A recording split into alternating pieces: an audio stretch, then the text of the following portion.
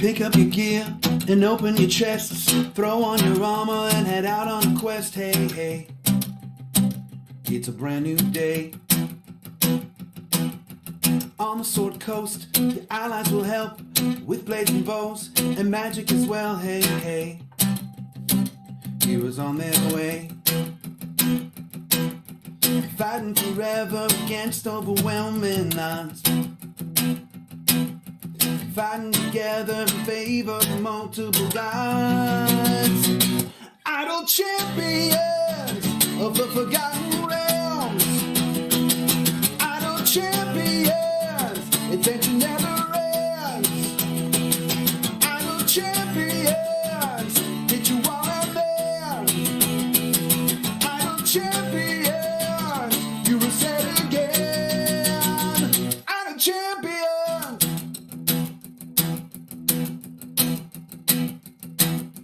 From Waterdeep to Iceland Dale, head out to Chull or Shadowfell, hey, hey, together we stay. Walk to the monsters, walk to the boss, walk to the right, it's never a loss, hey, hey, bad guys to slay.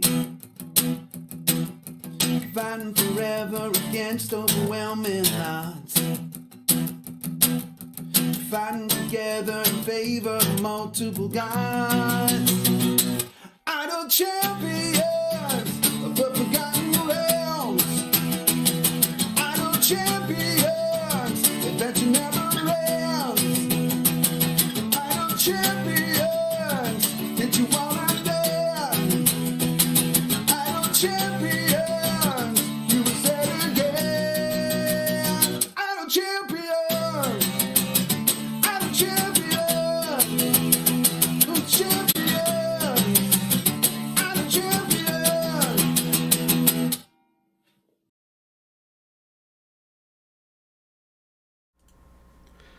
Hello, everybody. Welcome back to another Saturday show. This is Gaarawarr's Guide, the tutorial show. Today our topic is going to be Founders Day Year 5, because that's what we do when there's an event that just started. We cover the event. So we're going to do Founders Day Year 5. We're going to talk about events in general, this event specifically, give you some tips on doing the variants. Talk about each of the champions, Sergeant Knox, Freely, Nahara. We'll do that for the first hour. And then in the second hour, I answer questions. That doesn't mean you can't ask questions in the first hour. It just means that Martin's going to grab them, throw them in a document, and then I'll get to them in the second hour. I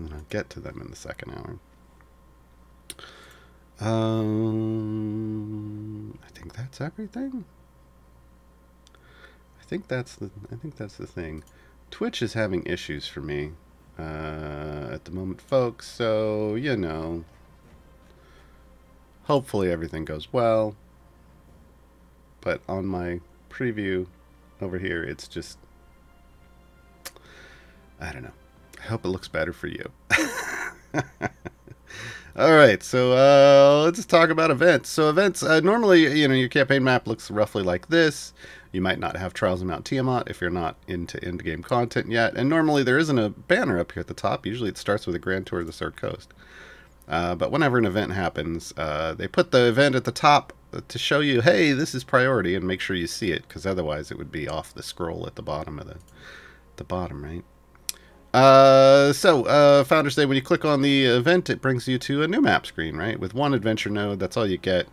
There's a whole new kind of favor that you'll have to earn. This type of event favor doesn't have blessings associated with it.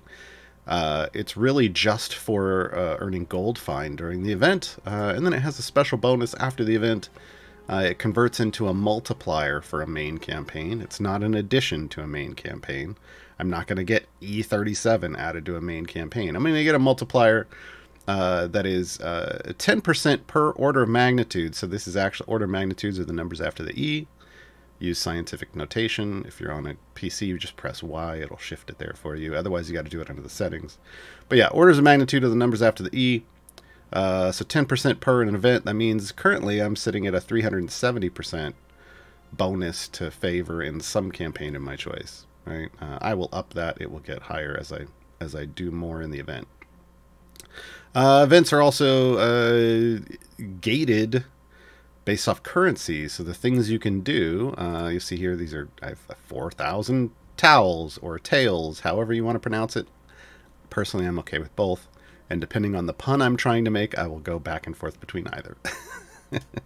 So, 4,000 event tokens, but, different things that you do during the event are going to cost different amounts. Currency, this event currency, it drops 1 token every 25 seconds while you're killing things in an adventure. So right now, while I'm sitting at the map screen, I'm not gaining any tokens. But the cool thing is it's back in the background. The server is keeping track of what I should have gotten, and then when I go kill stuff again, it's going to drop a lot up front and catch me back up. But then it's going to slow back down to the 1 every 25 seconds, the way it should be. And that's it. Whether you run speed potions, whether you run background parties, there's no speeding that up. It's a server-side calculation, so that's on CNE's end. There is a way to earn extra tokens, and that's through the use of bounty contracts. Those are items that you get out of gold chests, primarily. I think there's some tiny ones now in electrum chests. Using those during an event, they give time-based rewards, and since event tokens are time-based things, you can get fixed amounts of tokens. So using your bounty contracts during an event will raise this number for you, so you can do more stuff. If we click on the node, we'll see that there are 3 adventures available. I've already done them, so I get the free play versions. But normally this would say adventure, and then the reward here would be a champion. So the first one would be Freely, the second would be Sergeant Knox, the third would be Nahara. Each champion kind of has their own event in the sense that they have their own event formation layout. This one, for Freely, a lot of people have noted it kind of looks like a baby stroller, or a pram if you're from across the pond. Yeah, every champion's going to have their own layout. So this one's Freely's, this is Sergeant Knox's, and this is Nahara's. So these basically create, as with everything in this game, a new kind of puzzle for you to solve. So each one is its own thing that you're going to have to figure out a formation for.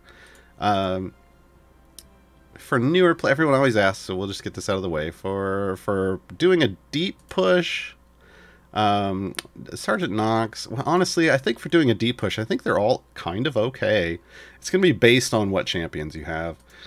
Freely's is going to double tank, so if your tanks aren't super sturdy, spreading the damage across 2 of them might help. Still a decent number of adjacencies, as well as, a hangout alone space for those champions that like that. Sergeant Knox's has lots of adjacencies, but only the single tank. And Nahara's has lots of adjacencies. Again, only the single tank, and then some alone space, once again, for champions that like to hang out by themselves. So yeah, I think roughly they're probably all roughly equal. Your starting adventure only requires you to go to 50, and there's no restrictions. So area 50, no restrictions whatsoever. I always recommend using this starting adventure as a deep push run, like as a favor run, because you're going to start off the event with no favor, and you're going to need a good chunk of favor to be able to make the variants that you do easier. Usually the target is at minimum EO8 favor. Oh, geez. Do I have to do this? That's 100 million. You want to get at, 100 million or higher. I actually recommend E10. E10 to make sure that that's going to get you through all but the hardest variants. Hold on. Twitch is twitching again. Think that's better. All right. So push your basic adventures for favor. After that, you're going to do free plays for favor. Variants shouldn't be used for favor pushes. Variants should just be done to their completion goal, and then you bail. Yeah. So, do these are free plays. Free plays start off at 500 tokens. And then every time you do a free play, the price goes up by 500 tokens, and then it caps at 2,500. Caps at 2,500. So the max cost you'll ever spend on a free play is going to be 2,500 tokens. Keep that in mind, because I know this is running free plays is how you not only how you get favor by pushing deep, but also you get gear. As you can see here, there's a chest with a question mark. You can't really see the question mark, but there's a question mark there. I promise. Hey, it's better. It's easier to see maybe over here. You basically get a random chest by completing area 50 in a free play. Going deeper doesn't get you any more chests. It's just a 50. This is an event, not a time gate. That chest can either be a silver chest or a gold chest for the champion of the free play that you ran. So, you know, depending on whose gear you want to get, you would run a different champion's free play, right? So yeah, the key with this is you have a 1 in 3 chance to get a gold chest. However, if you don't get it in those first 3 chests, you're guaranteed to get one on your 4th run. Now that is a per champion thing. So if I did 1 here, 1 here, 1 here, it doesn't mean the next run that I get is a chest. I have to do like 3 for Nahara, and if I only get 3 silvers, then the 4th one's going to guarantee me a gold. So this means 4 runs is going to get you at least 1 gold and 3 silver chests. But if your luck is fantastic, it could get you 4 gold chests, right? That's 10,000 tokens. In the shop, you can just go straight buy a gold chest for an event champion whose event is up for 10,000 tokens. It's not a good deal. It only exists so that if it is the Monday the event is ending, which for this event would be Monday, July 11th, noon Pacifically. If it is Monday morning on July 11th and you have over 10,000 tokens, but you don't have time to do any free play runs, you can at least go get yourself something from the store, right? But I highly recommend just doing free plays to burn off your tokens. You only have to go to area 50. Once you take care of the boss on 50, you can reset, get your reward, and do it again. All right, so once you've unlocked each of the champions, each one's going to have 3 variants for you to do. The rewards for the variants, it doesn't show here because I already got them, but is a guaranteed gold chest. So this is a way to get yourself 3 guaranteed gold chests for each of the event champions. Now, you can only do this once. As with all other free plays in this game, once you've completed them, that's it. And there currently isn't a patron that allows you to do event free plays over again. Although I think that would be cool. So when you do these, you've got to complete higher area requirements, but also there's a restriction, as with all variants, and the restriction is really the difficult thing that you have to read and figure out, can I do this or not? The difficulty rating over here is based solely on favor. That's why I said earlier, you shoot for EO8 to E10, because EO8, like I think 5 EO8, makes everything show as easy. That doesn't mean it's going to be easy, because remember, difficulty ratings in this game are just like those signs outside of roller coasters. You have to be at least this tall to ride this ride. Doesn't mean you're going to enjoy the ride. And maybe sometimes you'd have enjoyed it even when you were shorter. Right? It really just depends. And what does it depend on? It depends on what the restriction says. This rating is basically you have enough favor to get to whatever the area goal is without it being a super hard time. However, the restriction can make things way more difficult. So, for freely, the first variant is always going to be 75 as an area goal. The second, 125. The third, 175. That's just the way it always is for event variants. So for Freely's first one, only champions with an int 12 or lower can be used. This is basically Strahd restriction. Strahd is like, well, I think Strahd's like int 13 or lower, but yeah, it's just one off of that. So it can be kind of restrictive. It basically you don't want the smart people on your team. You want the not so smart people on your team. If you find yourself unable to fill an entire formation, then you want to get some extra favor. This is why I recommend just shooting shooting for that favor goal first, that EOA to E10 rage. Oh yeah, Strahd is 13 plus, so it's anti-Strahd. It's anti-Strahd. My bad. It's Saturday morning, folks. I'll wake up in a moment. So it's kind of the anti-Strahd. I recommend if you get this one that shows as green, but these don't, but you're missing multiple champions, again, just keep focusing on getting more favor. Once they all show as green, you can just breeze right through these two, usually. So if you're missing a lot of champions in slots, like you just can't fill a full formation, get at least an extra order of magnitude more favor, so add another EO1 on there after it shows as easy per empty slot, at least, and that should help you make up for the lack of power in the missing champions. Invasion Nation. Whenever a demon or fiend spawns normally, 2 additional copies of that creature spawn. So this is what I call a swarm variant, because they're trying to swarm you with enemies. These additional creatures move twice as fast as normal. Yeah, great. But don't draw gold or quests or credit quest progress. So they're just swarming you with lots of enemies. The way around this is to use either a multi-attack champion or an AoE champion. Multi-attack can potentially take them out before they get to your tank. AoE is more for once they start stacking up on your tank. Yeah, just keep that in mind. Shouldn't be too difficult because you've got a double tank formation, so as long as you've got your tanks in their tank spec, you should be okay. That's specifically a call out for people using Nayeli. The tank spec is Oath of Devotion. Devotion. That's what you should be running for Nayeli. Alright.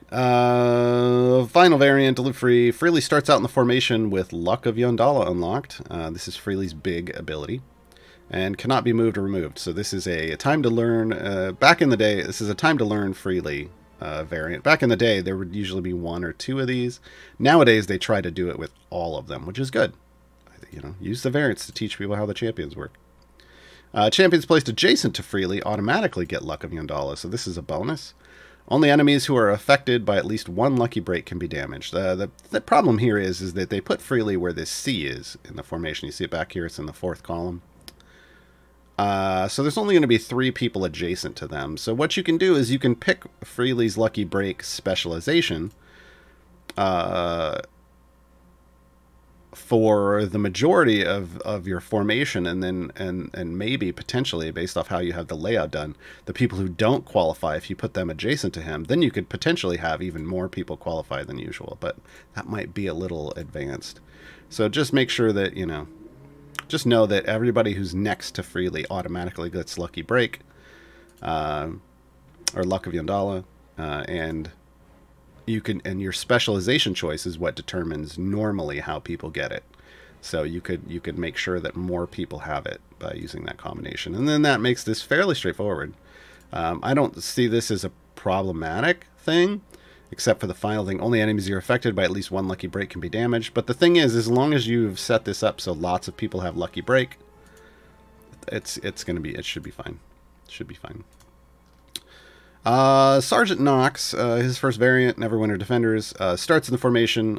He has a tank champion, so they've got him right up here in the front. Cannot be moved or removed. The damage of all champions is increased by 50% if Celeste is in the formation, and an additional 50% if Makos is in the formation. So they're basically, this is one of, we'll go over these abilities, but one of the perks of Sergeant Knox is he's kind of a good new player tank, because he gives bonuses to Celeste and Makos. So yeah. So they're kind of going all in on that here. Enemy damage and speed is increased by 100%. I actually don't have a problem with that. We're dealing with large numbers in this game, so double damage isn't that big of a deal from enemies, and the speed actually helps you clear levels faster because they hurry up and get to where you can kill them real fast, in my opinion. You know, your needs may vary. That's it though. So it's kind of just, I think it's a perfectly fine thing. Just throw in, make sure you're using Celeste and Sergeant and Makos if you're newer, which you should be anyway, and you should be fine. After party, a pair of beater devils joins the formation. They're just here for the souvenirs. Quest goals are doubled. So they're going to go right here. They're basically going to chop your formation in half. This means you're guaranteed to be down 2 champions. So you're going to want more favor. So again, make sure Blast from the Past shows as green before you do After Party. That should help with the power discrepancy.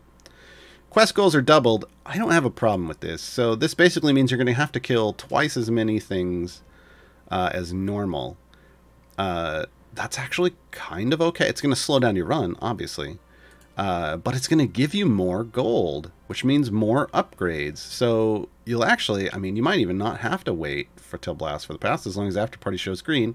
You'll probably just, because you're farming so much more gold, you'll probably do just way better in general because you'll have upgrades faster than you might normally have, and you should breeze right through this. Blast from the Past, only champions with int of 12 or higher can be used. So this is kind of the opposite of Freely's. Sergeant Knox starts in the formation, again, as the tank slot, right up here where the C is. I wish they would change this to a different color, so you knew. Like, make it golden, so you know that that's the champion spot. A lot of people were like, I just thought that was a problem with the art. Each area zombies aligned with Valendra attack. They do not drop gold, nor do they count towards quest progress. And then Valendra Shadow Mantle replaces Zariel in Area 50, so... Valendra, folks, if you haven't gotten to the Dragon Bait Unlock mission yet, Valendra kind of not fun. Kind of not fun. She's rough. She has a party-wide AoE. She's a stationary boss, which means she's made out of paper. No, she's not. It means she stands still and attacks you from a distance. So unlike Zariel, one of the hardest parts about Zariel is she's armored and she moves up and smacks your tank in the face. Valendra, so you would think this would be an improvement, but it's not, because Valendra drops AoE nukes on your party from a distance. From a distance. The key here is like the zombies I don't care about. That's not even, it's like whatever. Extra enemies, again, Swarm Thing, whatever. The key here is, along with Sergeant Knox in the front, you're going to need 1 or 2 more tanks in your formation, in their tank specs, so that their health share is set up, because that's going to actually make your party more durable and live through those AoE nukes. Additionally, health potions can help. So, you know, but just keep in mind, adding more tanks to your party in their tank spec makes your party more durable to AoE damage. So that's something to keep in mind when you're doing Blast from the Past. So on to Nahara. Nahara is the newest champion to arrive in Idle Champions. One thing I want to note, prices. 250 tokens, 625, 1250. This is the same for all the older champions, the returning champions, because they're discounted. That's not normal price. That's the discount price, 75% off. Must clear all inventory. Regular price, 1,000, 2,500, 5,000 tokens. So just know when you're starting to do, like, these aren't too low, but I still recommend making sure they're green, so if you do it and you fail, you don't waste the tokens, because you spend this just to start it up. But when you get into these, you definitely don't want to drop 5,000 tokens on something that you don't know you can finish. So make sure it at least shows easy. Read the description, see what you can do. So Durable Devils. Nahara starts in the formation. She cannot be moved. She can be moved but not removed. This is the same for all of these, if I recall correctly, because nowadays they just make every variant. I learned to use the champion variant. Armored imps appear in each area. They don't drop gold, nor do they count towards quest progress. So again, a bit of a swarm effect. They try to give you a tip, and it's a little misleading. Let me just tell you how Nahara works. Nahara, we're going to cover this in a minute, but Nahara's basic attack attacks a random enemy. And then the next time, if it doesn't kill it, the next time you attack that enemy and another random enemy. Potentially. Like, it's going to attack a random enemy. I guess it could just end up there, but it will attack a random enemy, and it will also attack anyone. She will also attack anyone she's already attacked but hasn't killed. So if you have lots of, so with these armored things, they're basically showing you that, yeah, you're going to attack it, you'll hit it once, it's going to have 2 armored segments left, you're going to attack something else, but you're also going to attack it. So she starts out, her first attack, single target damage. Second attack, she could potentially hit 2 things. Third attack, she could potentially hit 3 things, right? She's someone who becomes multi-attack over time. And eventually, if you have 100 enemies stacked up on the stream, you could potentially be attacking 100 enemies at once. It just depends on if she's randomly attacked that target yet or not. So they're trying to show you this, and they're doing it via armored imps. In this kind of situation, you just kind of make sure you've got a solid tank up front, because they might be having to tank some armored imps, but outside of that, it's not overly difficult because Nahara is built to take care of this. Double trouble. Nahara starts in formation. Normal area requirements are doubled. Well, we already saw this. Again, this doesn't even have any other restrictions. I think it's totally fine. What they're trying to show you here is they're trying to demonstrate her speed effect, which reduces the requirements on an area. She can't reduce them in half, unfortunately, but they're basically, it's going to slow you down, but this shouldn't even be a problem, because basically they're just giving you more gold. That's all that means. This is the easiest of restrictions ever. In fact, it's a bonus, I would say, just to getting to 125. It's going to slow you down a little bit, but you'll be fine. Barovian Bliss. This is the more challenging of her variants. So the weather is foggy in all areas. Only champions with an int of 13 plus, which is Strahd's requirement, and or Black Dice Society affiliation members may be used. Each boss area features Strahd as an additional boss that must be defeated to progress. Strahd is an armored boss, so you're getting an additional armored boss on every boss level. That's going to slow your progress down, make things a little painful. But again, remember, Nahara can hit potentially multiple things at once. If you're just finally down to Strahd, obviously that's all she's going to be hitting, and she's only going to get you 1 attack. So she's a little weaker as opposed to a multi-attack champion against a single boss, but this is where you get to find that out. So definitely recommend making sure this one shows as easy. But also, this is a good tip for those of you who have not heard it before. In something like this where you're going to be stat restricted, go do the free play, so the same formation. Manually, make sure you're just using people that qualify for this stat restriction or Black Dice Society. Build out your formation with just them, and then see how far you can go. I usually say, instead of just clearing 175, because there are some additional restrictions here, see if you can clear 200 with whatever formation qualifies for this and 13 plus. If you can probably beat this. If you can't, then just well, either way, swap your party out once you're as far as you can go to a full normal formation, and then push and treat it as a favor run. But that's especially beneficial if you can't beat it yet, because then you'll get more favor, and then you can try it again in a free play. Because again, a free play, you just have to complete Area 50. You can do that, and you're going to get favor out of it, which is good, and you get a chest, right? Whereas if you drop 5,000 tokens only to find out you could only get to Area 150, continuing trying to farm to get those extra 25 levels isn't going to happen, folks. You could spend a week trying to do that, and you're just not going to get there. 25 levels is way too much. So try it in a free play first, if it's super restrictive and it costs 5,000 tokens, and see what happens. But you definitely want everything showing as easy. That's always my recommendation. Make sure everything shows as easy before doing it. All right, let's hop into a free play here. We'll get our champions out on the field so we can talk about them.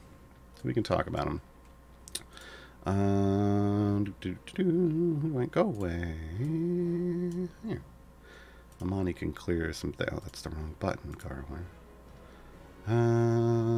Let's have flying friendos. There's Griff and Grant. Yeah, that's probably fine for... Oh, Gaarawarr can come join the party. We'll have all the flapping friends. There's an owl. Nope, nope, the owl doesn't flap. And that's not okay. Flapping friendos only. Here we go. All right. Yay. All right, so let's throw Nahara out on the field. We got a Sergeant Knox over here. It's slot 6. Nahara slot 3. Sergeant Knox is slot 6. Freely's right next door in slot 7. Right next door in slot 7. So let's do it kind of like this. Hey. Hey. That works. Card play Flappy Bird. Yeah, basically. All right. I don't want the... this is going to move to Area 6 automatically. I don't want to have to deal with the area transitions. So there's the back. Thank you. Let's start with Freely. Freely in the back. Freely in the back. Freely comes to us from the Heroes of the Plains streamiverse. It wasn't just one stream. There were lots of streams with different names, but generally they get referred to as Heroes of the Plains. One of probably the top 2 strongest affiliations in the game, except theirs is interesting because they're strong on their own. Whereas the other one of the top 2 has really strong group buffs, and they're also good on their own. But each of the champions here is in the Heroes of the Plains is always a welcome addition to a formation. Halfling Bard Warlock. This is actually limited because they're like 3 or 4 or 5 classes, but in this game they're a Bard Warlock. Support and Gold Find. Support and Gold Find.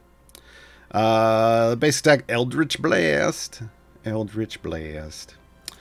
So Freely, yeah, I guess there isn't a tag for favor. The first ability is called Adventurous Tale. For each area completed that Freely is in the formation, you gain a bonus to the divine favor you earn when you complete your adventure. So this is not a gold find bonus. This doesn't get you more gold to level up your champions, but what it does is it gets you more favor at the end of your run. And so that on your next run, you'll have more gold. So it is a unique ability in this game. We don't have anybody else that I can recall that does a favor bonus. Again, this is about having them in for as many areas as possible. So you want Freely in at the start of your run. I just did like back-to-back tutorial shows the last couple weekends on ramping champions. Freely's a ramping champion for this. You want them in for as many levels as possible. But then when you get to the end of the run, they don't actually have to still be in your formation. It accrues no matter what, and even if you pull them out, like right now, I can see the bonus right over here. This is the bonus that Freely is giving. If I take Freely out of my formation, this bonus still remains because he already earned it. He already earned it for us, right? But you want him in as much as possible. You want him in as much as possible. So putting him in right away, getting him leveled up to 10 as soon as possible. He's a fantastic champion to have in your whole run. I realize you might maybe want somebody else in for something else, but you know, if you're doing a deep favor run, you're gonna do like an Azaka farm, or you're really just focused on getting as much gold or to get as much favor as possible during an event, having Freely in at the start is best.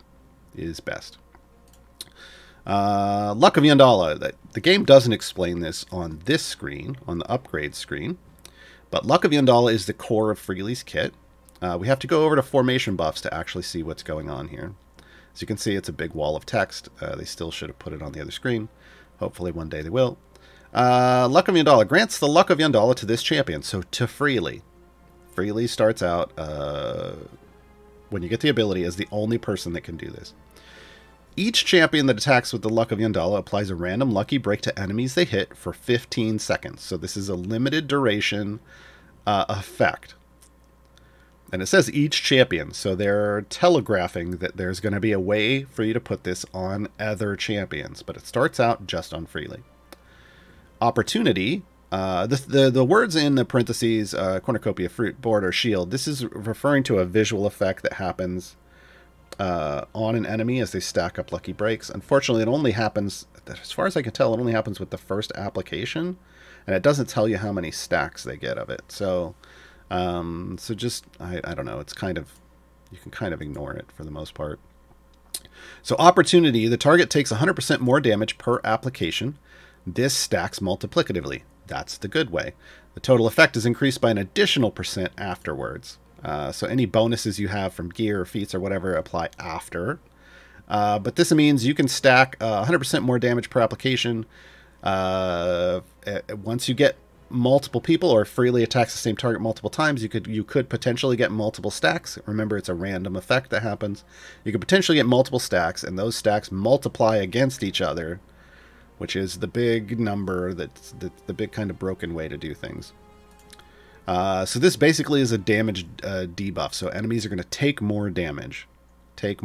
This is his big power in pushing. Requisition, target drops more gold per application. Again, stacks multiplicatively. So this is why freely also gets used, not only to push deep, but also for Azaka farms. This creates a large amount of gold. I know it only says, like right now, 43%. But remember, every application multiplies 43% against itself. And this number can go up quite a bit with feats. There's an item for that. I'm not even leveled up all the way. So this can be very big, very, very big. Follow through. Any champion who attacks a target will have their next base attack cooldown reduced by 0.1 second per application.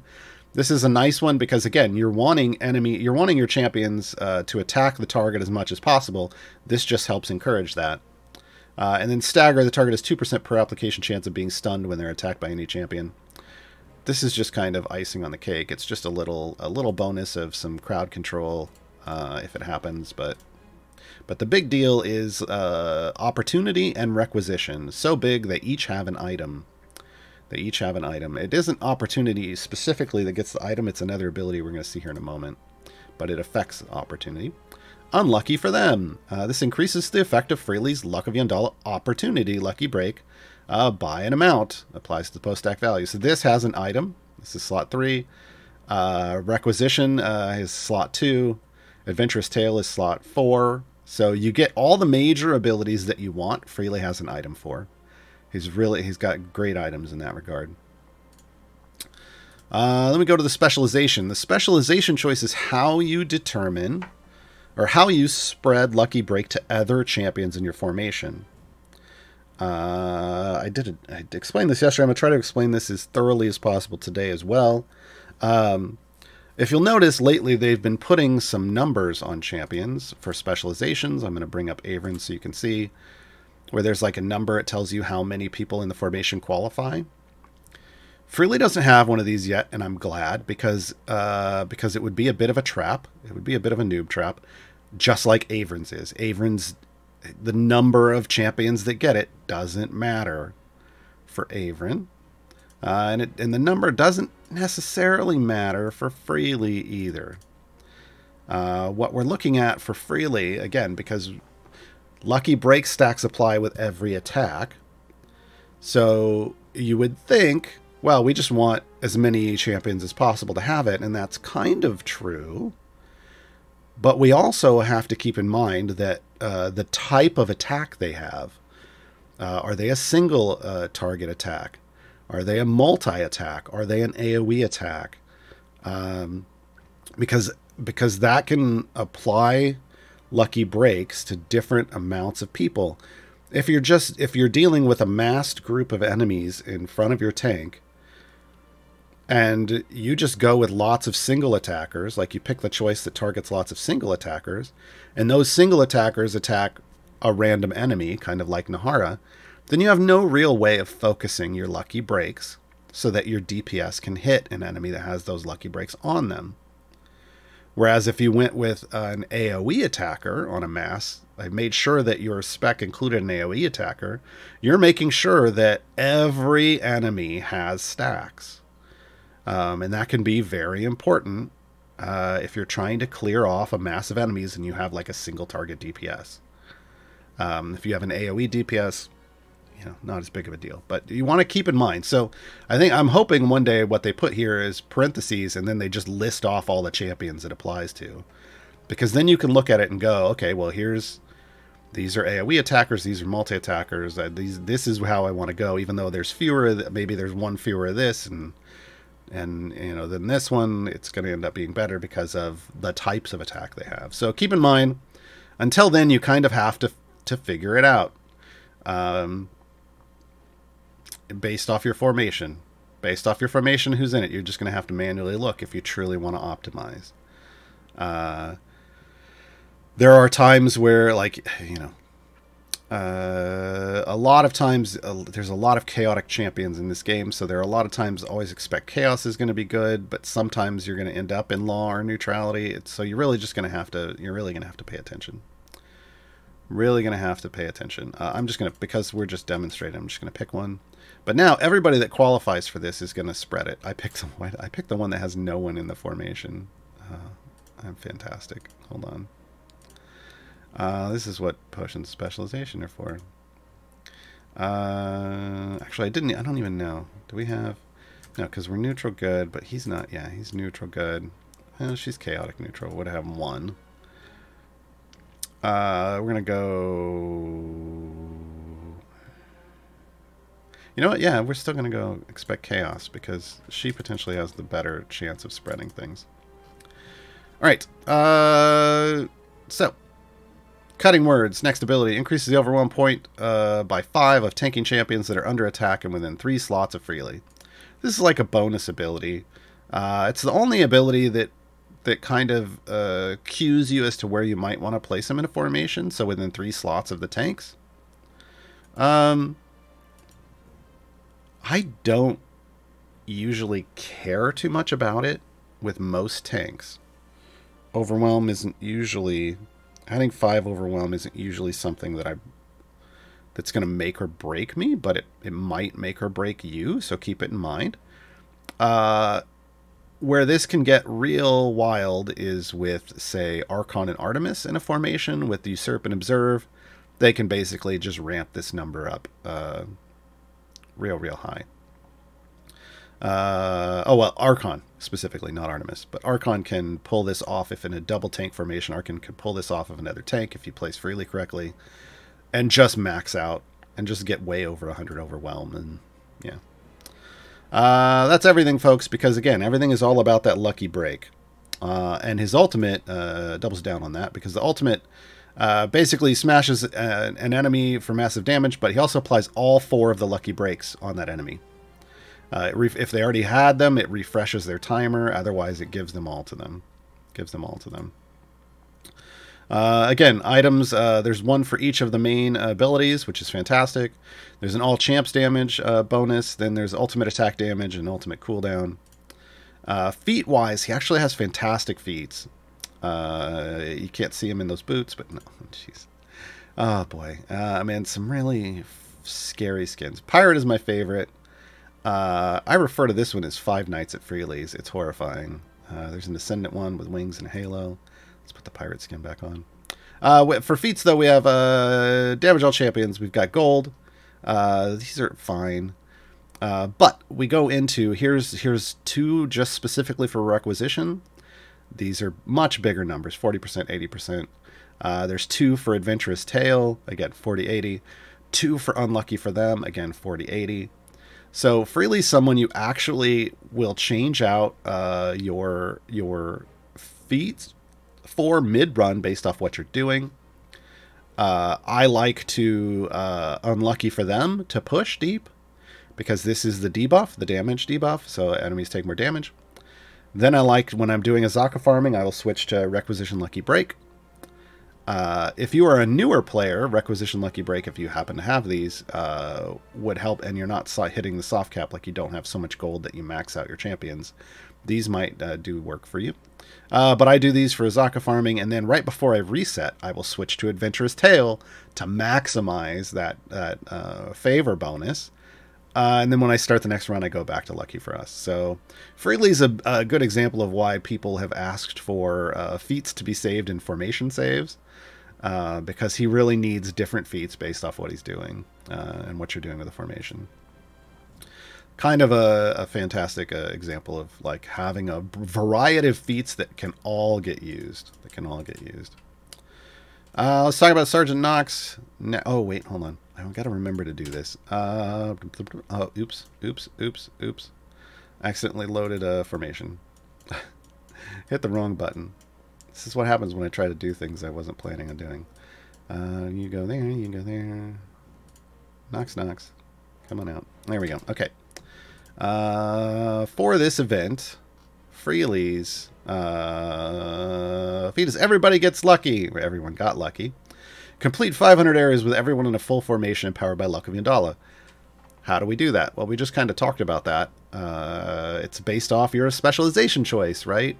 So you need to look at what champions you have and see if you can flesh out a full formation. I find there's two places that are easy to do this. One, his variant that makes everyone adjacent to him get lucky. Get lucky.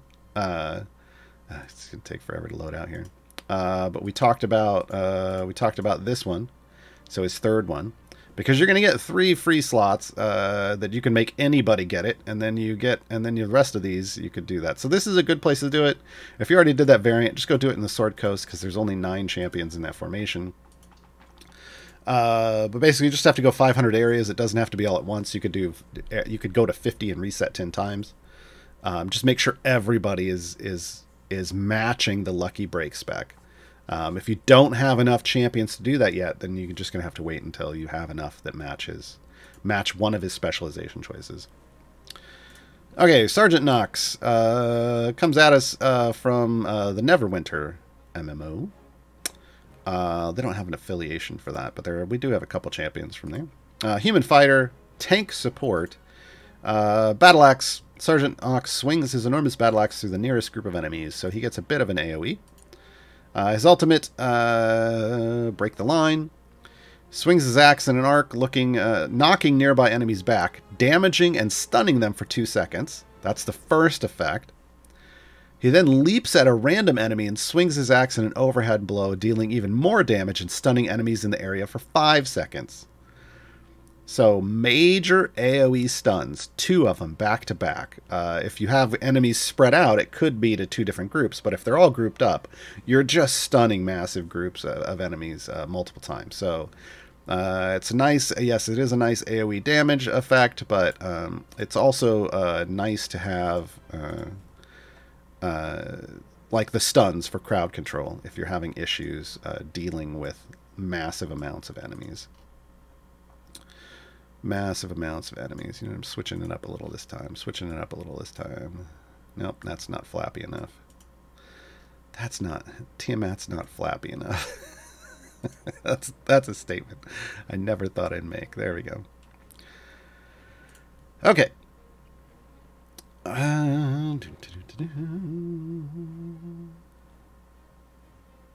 Ability-wise, Rallying Cry. Increase the damage of champions in the columns behind Sergeant Knox by 100% for each positional formation ability affecting them, stacking additively and including this one. This is it, folks. This is Sergeant Knox's kit. I mean, he does have a couple other abilities, but this is the main one.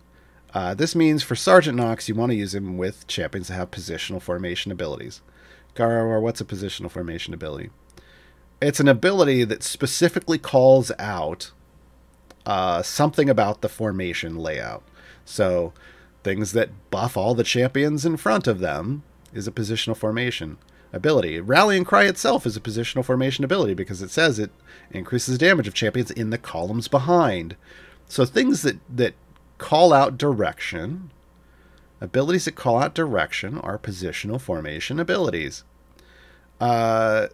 So Sergeant Knox looks at all of the positional formation abilities that are applying to everybody behind them, counts them all up for each individual person, and buffs them based off those numbers. So if you're using people who don't have, whose buffs say increases the damage of all champions, that's not positional formation ability. It's not necessarily going to work great with Sergeant Knox. I mean, they might work fine. They might be your best choice, but it really, really benefits from you using lots of positional formation abilities. Blessed by Selune, this is the Celeste bonus. So if affected by Celeste's mass cure wounds, Sergeant Knox takes 25% less damage from all attacks, excluding attacks that instantly kill him. So one-shots You're still going to get one shot, but anything else you're going to get, you're going to take reduced damage. If you're affected by mass cure wounds, and of course, since that means Celeste is healing you, so bit of a survivability feature. Again, usually better for newer players, as Sergeant Knox in general, but there are some uses later on. Hero of Neverwinter, this is the health share that all tanks should have. If they don't have this, they're not being a very good tank. Allies of Convenience, if adjacent to Makos, the effects of Rallying Cry and Makos' Dark Blessing abilities are increased by 200%. So again, this is the other feature. So Sergeant Knox likes to be in formations with Celeste and Makos. Celeste and Makos both have positional formation abilities. So keep that in mind. So again, this boosts damage for the damage buffs for those if you queue this off. Master Defender, Sergeant Knox increases the damage of all champions by 100% for each enemy attacking Sergeant Knox. They added this recently to make them more of a tank. This is the standard kind of tank bonus for the more enemies you're having to tank, the more you're boosting the damage behind you. My note here is this is not a positional formation ability. They could have made Sergeant Knox even better by making this buff like a couple columns behind, and thus make it, or just like the other one, all champions behind Sergeant Knox, and then this would have actually helped him out even more. But they didn't. Specialization choices. We have Explosive Rally, Altruistic Rally, or Shield Wall. An Explosive Rally changes how Rallying Cry works, so it stacks multiplicatively, which is, yes, that is the good way. But the base percentage is decreased to 35%. It takes a lot. Hold on.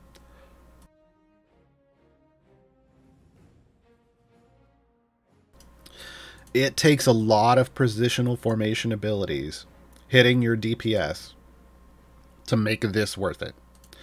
Off the top of my head, I don't know what that number is.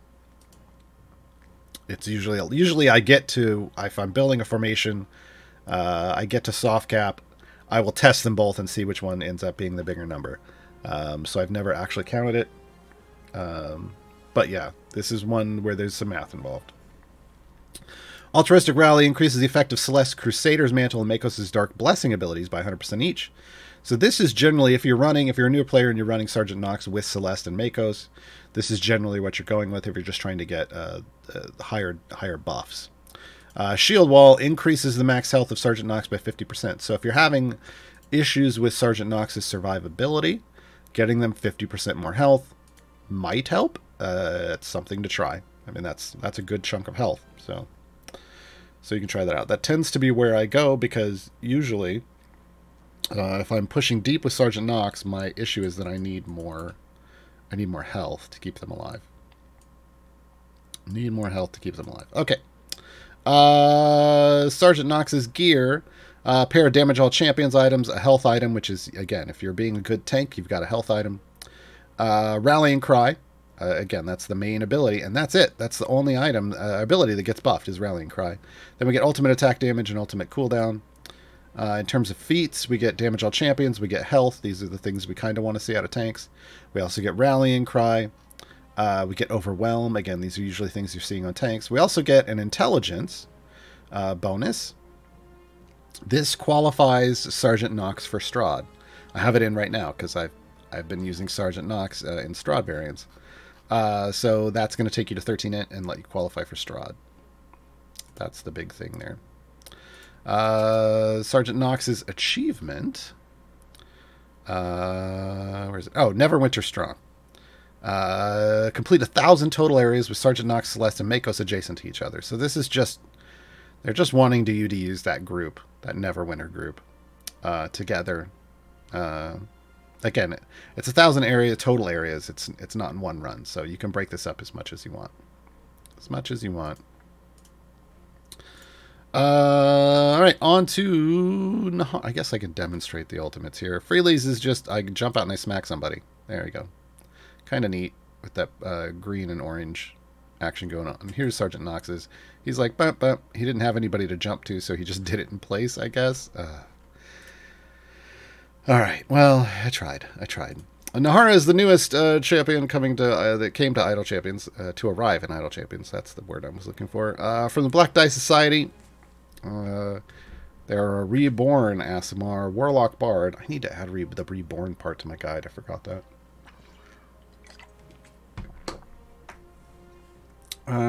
They are a DPS speed champion. They are our first DPS speed champion. Chaotic neutral. Witch Bolt. Nahara attacks a random enemy and every enemy that she already hit with a bolt of energy. So again, we kind of explained this earlier. If you have a lot of enemies on the screen, she's going to attack a random one, and then she's going to attack another random one, hopefully a different random one and not the same random one, and then ultimately she'll hit that one and the other one until it dies, right? Until it dies. So potentially very interesting basic attack. Kind of neat, honestly, because if she attacks something and doesn't hit it, she's going to keep attacking it, but she's also going to attack other things, and that's kind of fantastic. She has a level 0 ability. This is basically a special rule, as opposed to an ability. Beloved by Strahd, Nahara is eligible to start in all Strahd patron adventures, which means variants, even if the variant restrictions would say otherwise. So Nahara, no matter what, can go in all Strahd adventure, all patron Strahd adventures. That's pretty neat. That's a little dash of a Dungeon Master style of thing. Dungeon Master can go in all adventures and variants. Nahara specifically all Strahd patron variants. All Strahd patron variants. So yeah, there you go. Who am I? Nahara recovers a bit of her lost memory as she adventures. If Nahara is in the formation when you complete an area for the first time, she gets a damage bonus, stacking additively. These bonuses persist through resets. This is her permanent stacking ability. So she will build these up forever and ever and ever. Basically, this means, I know there's a lot of text in there, but basically it just means have her in your adventures. You can be gem farming with her in your formation. She is a speed champion. Using her as a DPS in regular adventures and variants. Every area you complete, she's gonna get credit for that bonus. I've been doing some. I think I listed the first major kind of break. Like total without gear, just over 7,300 stacks. So 7,300 completed areas is going to get you a 1 EO5% bonus to your damage from this. That's again without gear. So that's pretty achievable. That's a pretty achievable bonus. To go up orders of magnitude after that, well, you're going to have to start adding zeros to the end of that number, right? So 73, then it goes from 7,300 to 73,000, and then like 730,000, and yeah. So it's going to take a lot of dedication to her to get her up to really high numbers, but you can just get her to a functional nice bonus around 7,300 stacks. Again, that's without gear. Gear just makes it better. So to amuse or avenge, this is an interesting dual ability we haven't seen before. In one case, it's going to do, well, we kind of have. In one case, we're going to do damage. In one case, we're going to provide speed effects. So when Nahara attacks and defeats at least one enemy, she gains a levity stack, and they max at 30. When she attacks and doesn't defeat an enemy, she loses a levity stack. She gets a damage bonus for each stack she has below 30. So again, if she's not able to kill things, she gets a damage bonus. If she's able to kill things, then she's going to get her speed effect. So at the start of each area, at the start of each area, she reduces the area requirements by 2% for each levity stack above 15. So if you have 30 stacks, you're getting a 30% reduction in the area requirements. This is the exact same effect, 30% reduction as Sentry with her speed specialization chosen, except Sentry requires an item to be maxed to make sure it happens every time. Whereas Nahara just has to kill things, or have enough damage to kill things. That's key. That was a change to get to the max. The difference being, obviously, when you get to the point where Nahara can't kill things anymore, she loses her speed effect. Whereas if Sentry is in is not in the front column of your formation or is not taking damage, Sentry's effect remains completely. So just know that Nahara and Sentry have similar effects, and yes, they can be used together to great benefit. Strong Society. Nahara gets a 400% damage bonus for each other Black Dice Society affiliation member in the formation, stacking multiplicatively. There aren't a lot of champions. So far, we have Desmond and Tatiana, other than Nahara. So you would only get 2 stacks. As you can see, they're kind of giving you a preview of everybody that's in the Black Dice Society. So currently that maybe they're thinking about putting in the game. I don't know. I can't speak to that. But as they add more Black Dice Society members, this will become a solid bonus for when you're running a Black Dice Society formation. Right now, it's just, if they're in there, it's a nice bonus, but it's not enormous just yet. Specialization. We have a grave experience. A Barovian Belindra, a skilled liar. I love the wordplay here. Grave experience is your stacking specialization. So this is instead of getting credit for one area, one stack every time you complete an area, you'll get 3 stacks. Those of you who have Zorbu understand that you know what this is. This is the stacking spec. This is when you're just trying to stack her up a lot. This is where you go. I've just been using this one right now because I just want lots of stacks, right? A Barovian Bond, specifically Strong Society, gets a 400% increase. So this is if you're running Black Dice Society members. And those members, and Black Dice Society members can be used if Strahd is currently the patron, even if they don't qualify for the other variant requirements. So, if you're doing a Strahd variant, Nahara obviously applies and can do all Strahd variants, no matter the restriction. But if you choose this specialization, she can bring in all the Black Dice Society members that don't meet the requirements. So her other one is a little smidge of Dungeon Master. This is basically a helping of Mehen. Mehen can bring in his other affiliation members. So this is a neat way to add more to Strahd stuff, right? So you can bring Black Dice Society, and again, as they add more Black Dice Society members, makes it even better. And you're boosting based off the Black Dice Society, so it's like, yes, all the things. A skilled liar, area reduction to amuse or avenge is increased by 50%. So if what you're trying to do is just go as fast as possible, reduce requirements as much as possible so you can progress as fast as possible, and you're not worried about building up stacks, you would go this. This would take the 30% up to 45%. Depending on your other speed champions, might not be necessary, so this is something you're just going to have to look at and figure out. Again, like I said, I've basically been going to Grave Experience just to try to get her as many stacks as possible. Because give me all that bonus damage.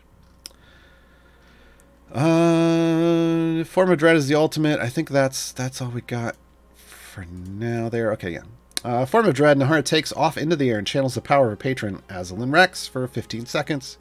Her damage is increased by 1,000% while in this form, and any enemy she hits has a 50% chance of being stunned for 2 seconds. Did they fix this yet? Yeah. So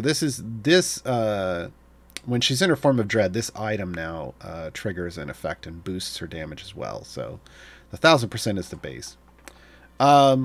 This is basically her power boost button. As a DPS, she self-boosts her power when her ultimate is available. This is what it looks like. Really freaking cool. They did a good job here. Also, keep in mind, you'll see this bar with her little icon.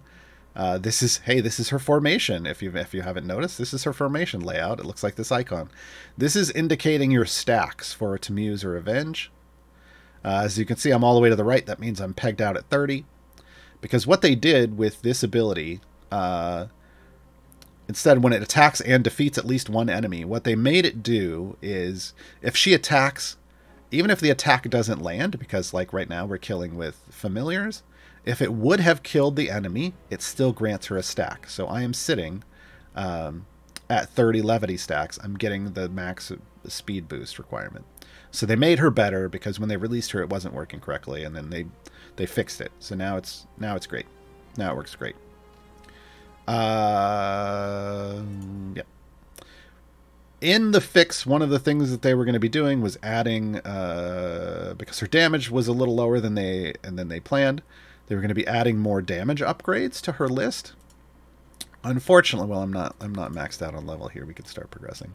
Unfortunately, something there broke, and it looks like it was supposed to add 3 more damage upgrades, and it only added 1. And then they tried to fix that, and it actually took 4 more away. So right now she's actually at the high end. This is only at soft cap. At the high end, she's missing like 7 damage upgrades, from what I can tell. That's most likely going to be fixed when they come back from vacation. They had a holiday on Friday, and now it's the weekend. So hopefully Monday or Tuesday we'll see a fix for that. Then she will be putting out the damage at soft cap that she should be. Item wise, we get straight up self damage on 2 of them because she is a DPS. We get Who Am I? So again, this is a multiplier to her permanent stacking ability. That's fantastic. These are always great to have. Then we get Golden Lyre. That's the Amuse or Revenge. So this is a damage or speed, right? So this is a nice double function item. Oh, no. This is just damage. That's right. They made it just damage. So this increases the damage of Amuse or Revenge. So as a DPS, she gets another damage boost item. I forgot the speed is fixed. My bad, folks. Then this item got changed from ultimate attack damage to increasing her damage when she's in her form of dread, which is from her ultimate, which is a different thing. So this is great. Again, more damage for her. And then ultimate attack cooldown. Fantastic. Feat wise, she's got self damage. She's got Who Am I? If you want to modify those stacks. She's got damage on Amuse or Revenge if you want to boost that way. And then she's got feats that allow her to qualify. So she qualifies for all of Strahd's stuff. The strength one is going to help her qualify for Zariel, and the constitution is going to help her qualify for Vajra. She's neutral though, so she can't qualify for Mert at all.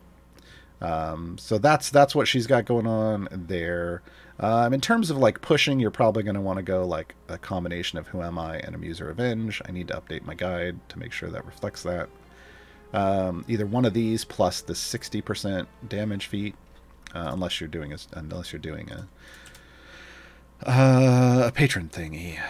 Her achievement is shocking. Attack 30 enemies at once with Nahara's Witch Bolt. Remember, if she attacks and doesn't kill something, and then she'll always attack it. So the way you want to do this is get to a level, push to a decent level, take out everyone but Nahara and your tank, and then just let over 30 enemies build up, and it's going to trigger eventually. Or just push deep. Just do a deep push with Nahara, and eventually, as long as you can survive over 30 enemies beating on your tank, it's going to trigger on its own.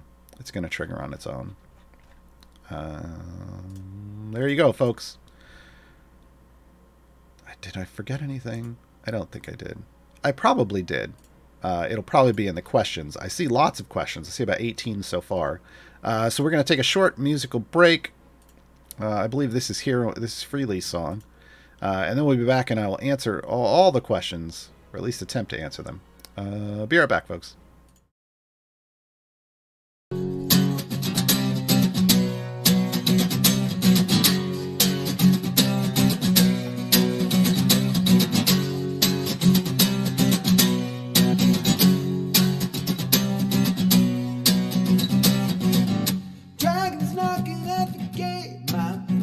At the door,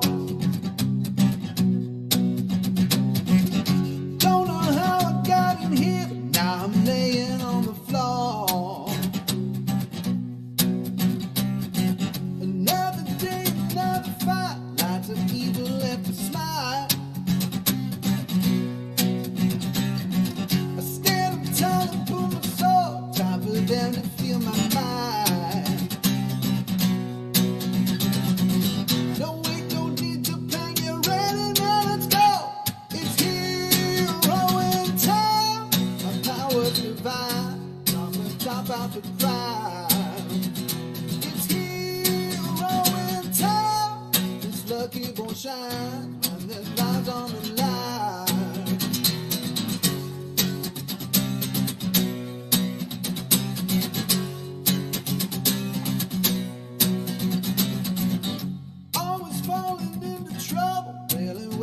thought I'd be.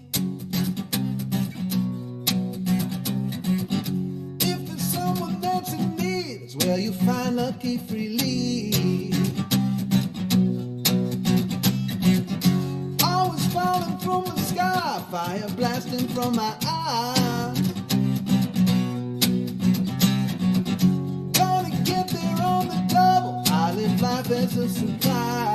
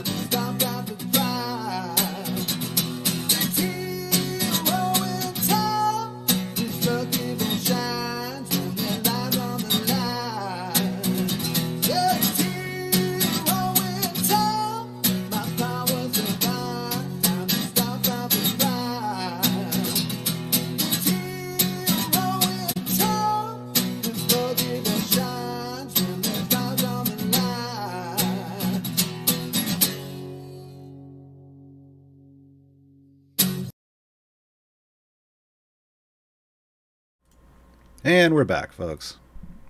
And we're back. All right, diving into the questions. I'm gonna try to hit the ones that are on our topic today first, and then I will go back and clear up all the rest. The Fuzzy Master. Hi, how does the shield on Zariel, the Area 50 boss, work? They have a bunch of HP, and my heroes are doing a bunch of HP, but I still have problems killing it. A bunch of damage. You're throwing out numbers that I we like to deal with scientific notation here. Here's the thing. Zariel as a boss, I'm not there yet, so I can't show you, has armored segments. They are a segmented health boss, and they are armored. What armor means is that, what segmented means is that you have to hit however many times there are segments, because every attack is only going to remove one segment. One segment. Armored Zariel, most armored things. Armored Zariel has 50 segments. There's a yellow layer and a red layer, and each layer has 25 segments to it. Now, a regular hit-based enemy is if when you hover over their health, it's going to say 50 health if there's 50 segments. You got to hit it 50 times. Or I should say with 50 attacks. Or with 50 sources of damage. For Zariel, they are armored. Armored is indicated with those segments, and then there's a shield icon on them. At the segment that you're trying to remove. It basically means that you have to meet a minimum threshold of damage to take off one segment. Again, still one attack, one segment. So usually only the champions, depending on what level you're on, but when you're near your wall, if you're having trouble killing it, it means only your primary DPS, whoever you've set up to be your DPS, is removing a segment. If that primary DPS is a single target champion, they're removing one segment per attack, which means your formation has to survive until you can take 50 chunks off of it. That's very difficult to do for new players, because Zariel does a lot of damage.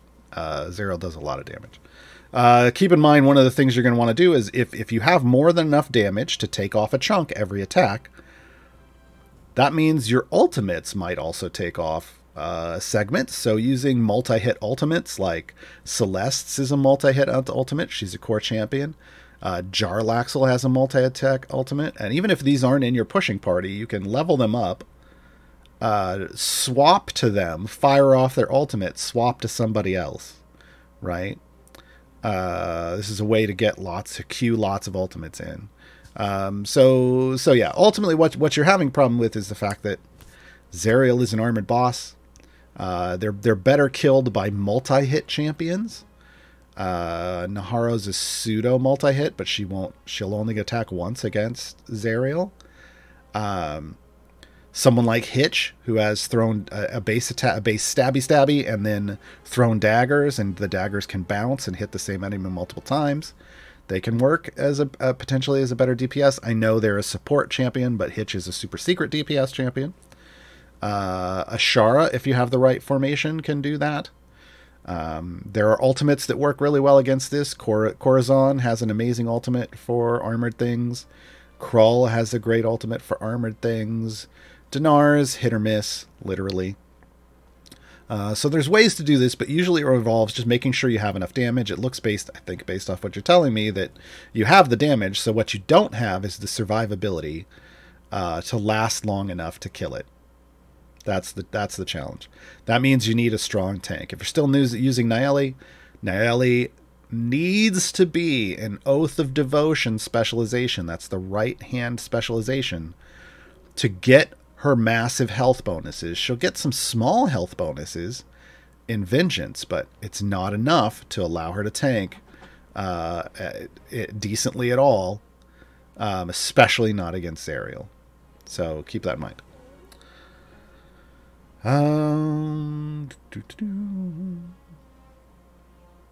What else do we get? Noverwolf. Question. Trying to get Shocking. It's on 25 of 30. I just can't get the last 5. Any help?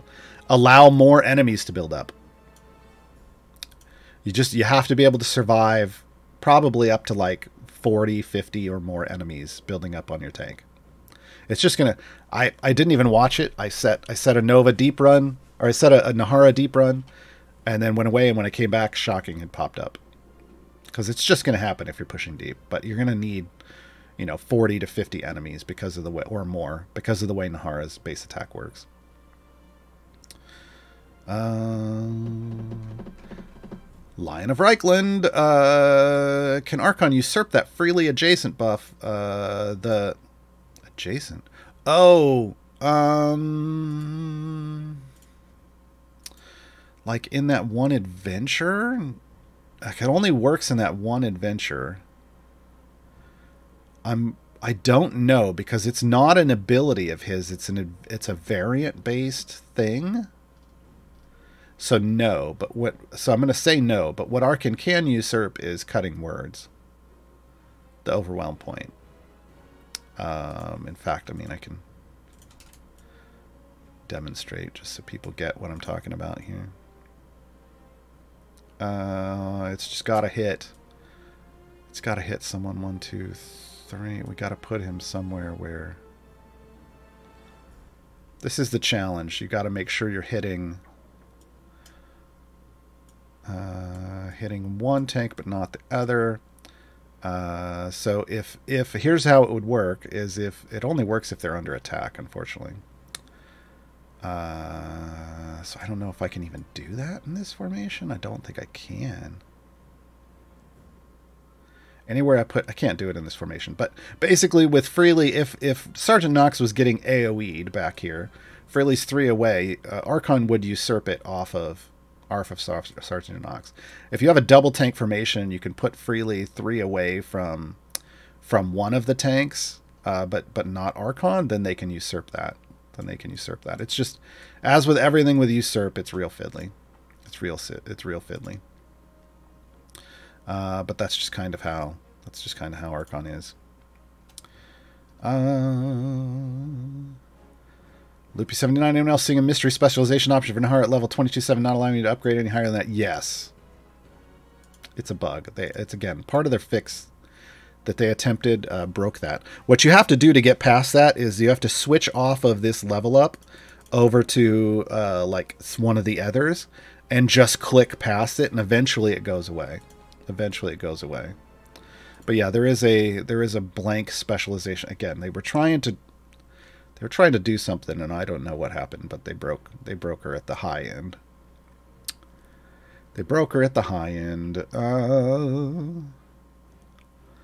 In general, for events, Swamp Prob, when you have all 3 heroes of an event at 100% completion. Should you keep running it? Yes. I ought-ran some more to get some chests. Yeah. But I'm just about out of tokens. Yeah, that's the thing, is you keep running the event, you burn off all your tokens to try to get gear for whoever, either all of them equally or someone that you're prioritizing. Freely's a good priority in this event. Nahara would be a secondary priority. But yeah, because Freely has just so much good stuff in his kit. He's a top tier meta champion currently. So trying to get full epics on Freely is a good idea, or at least epics on those 3 main items I was talking about. Might be a good idea. But yeah, after that, you're just trying to burn through free plays to get more gear. There also is, remember, there's a multiplier bonus for pushing deep for favor. If you've already gone pretty much and earned as much favor as you think you can, then that's fine. You don't have to keep pushing deep. But if you're doing a run and still getting EO1 or more favor for a deep push, it might be worth continuing to get more. It's kind of up to you and how much you value that multiplier.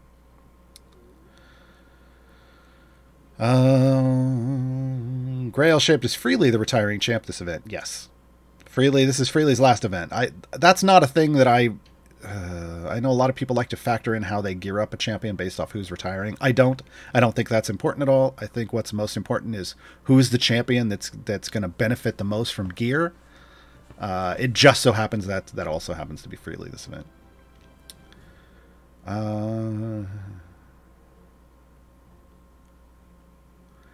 I fly to dream. I'm not sure I understand this. I might answer this wrong. Debuff applied after a hit happens, or hit that should apply debuff already counts as it's with debuff already? Is there a benefit to use just on your main DPS? I feel like you're talking about Freely. He's the only person that hits with a debuff. And Luck of Yondala in generally, I believe, is what we're talking about. Here's Zariel, and here's what the armor looks like, for those that were wondering. So with Luck of Yondala, you have to actually hit things with your attack. To apply a debuff. Period. The other thing, because of the way you said this, I was thinking, are you talking about Nahara? That's a whole other thing, but she doesn't apply a debuff. She gets her stacks, whether her attack lands or not, as long as she would have killed the thing. But Freely's Luck of Yondala, you have to hit things to spread Luck of Yondala. Do you know if Rallying Cry can be usurped by Archon? It is a positional formation ability, so yes.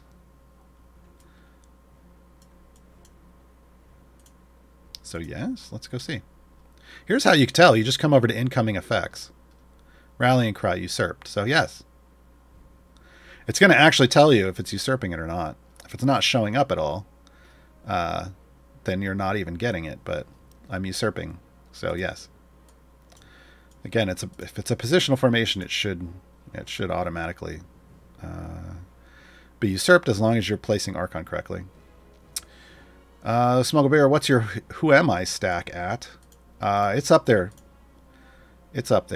99,000 currently. 99,000. I was shooting for 73,000 in the 73,000 range just to get it to an EO6 base at soft cap. The key there is the earlier number 7,300 is EO5 at soft cap, because she gets multiple upgrades to Who Am I bonuses as she gets higher.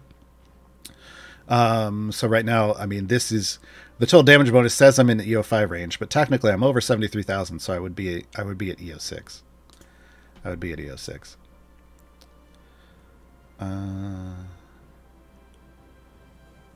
think they're asking if the debuff gets added pre-hit or post-hit. Oh, no. If it's an on-hit debuff, it gets applied on the hit. It's not... Yeah, no. You have to hit someone, then they have the debuff. Then you have to hit them again to take advantage of the debuff. Yeah. To my knowledge, there are no pre-hit debuffs. That's not a debuff. That's just a buff. If you're buffing the damage or you have some kind of an effect on hit, that's an on-hit effect. Otherwise, like a debuff, you have to have the stack on the enemy and then hit it. And if hitting applies the stack, then you have to hit and then hit again. See, some of the Nahara upgrades seem to be fixed. Really? I don't see a changelog for that. I don't have enough gold to find out right now anyway. Biocron. Nahara's damage increases at the wall due to Muse Revenge. Yeah. Could she replace Dragon Bait and the auto gem farming with Briv? Ooh. One of the... I mean, you can try it. Here's the thing about using automated Briv gem farming. You want to remove as much variance in terms of progress as possible. Anything that creates variance in the gold you earn, or that could vary how things progress in general, are problematic to you and create inconsistencies that could... Yeah, I mean, you're trying to be as consistent as possible. Because of the way the damage thing is fine, but the issue is that it's only going to go to it's self damage, and it only goes to a certain amount. It doesn't keep stacking inevitably. So she could never replace Dragon Bait. But the other problem is that she has that speed effect of reducing the number of things you kill to move forward. And that would start to fade as you stop killing, and that could be problematic depending on how if you've set yourself up to hard stop, or if you slowly slow down. Like, I mean, it's better to have a hard stop, but not everybody has that. So no, I don't think she replaces Dragon Bait, and I'm not sure. I'm gonna have to test because I'm not sure I would even want her in that formation. We'll see, because of her speed effect. I like fixed speed effects, and I cannot lie. I like fixed speed effects for Briv automated gem farming. But, I mean, someone's probably going to make it work. If you're just trying to get max stacks on her, it's probably a good idea to figure out a way to make it work. Right?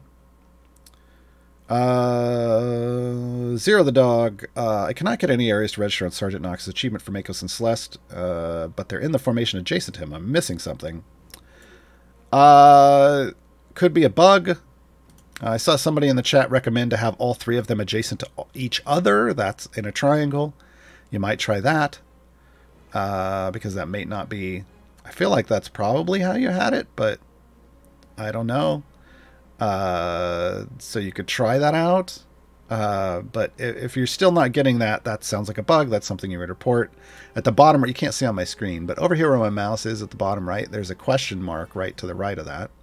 If you click that, it opens up the support thing, and and you can create a ticket and say, hey, what's going on? And hopefully they'll tell you. Silly Simon, seat 6 tanks, Knox or Evelyn, do either stand out? They kind of function differently. Evelyn has traditionally been the better tank, but again, Knox just got some buffs to make them perform better as a tank. I haven't compared them straight up since then. However, again, they function differently. Knox really wants lots of meta champions with positional formation abilities. That's what their main buff, Rallying Cry, really builds around. So if you're not able to deliver that, he's going to underperform in terms of his buff. Evelyn has other triggers that aren't necessarily based off that kind of thing, and will just straight up buff. So kind of, I mean, it's really a formation dependent choice. Again, I've used Knox recently in some end game Strahd variants, and he's worked to complete them for me. So, you know, like at the highest level, like if you're trying to do trials with him, those wouldn't be my choices. But, you know, for variant stuff, try it out and see what happens. I very much, if you've ever been over on my channel, twitch.tv/Gaarawarr, spelled like it sounds, it's down below. When I do idle chatter on Mondays, We usually do, most of the time we're doing end game patron variant pushes. And you'll notice people are like, well, that's a weird formation. And that's because I just throw in champions. And I see how far they'll go. And I only change the formation if it's like, it may not be the most optimal. But if it completes the variant, I'm fine with it. So I don't, until I get to the boss until I get towards my goal. If I'm not able to make it, I don't really try to super optimize stuff. I end up only super optimizing in places like trials. So it's difficult for me to say that. I really just look in champions. Are they functional? Can I use them in end game variants? And do they help me complete those variants? And almost all champions in the game, I can say yes to that question for. Yeah.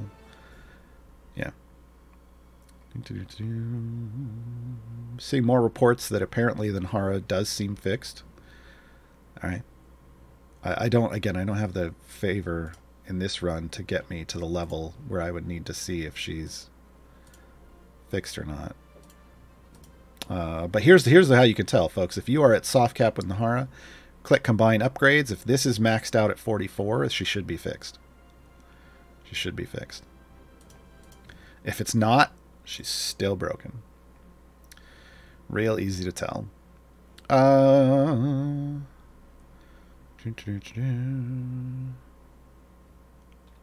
I'm going to go back and I'm going to answer general questions. So questions only from generals. Doesn't matter how many stars.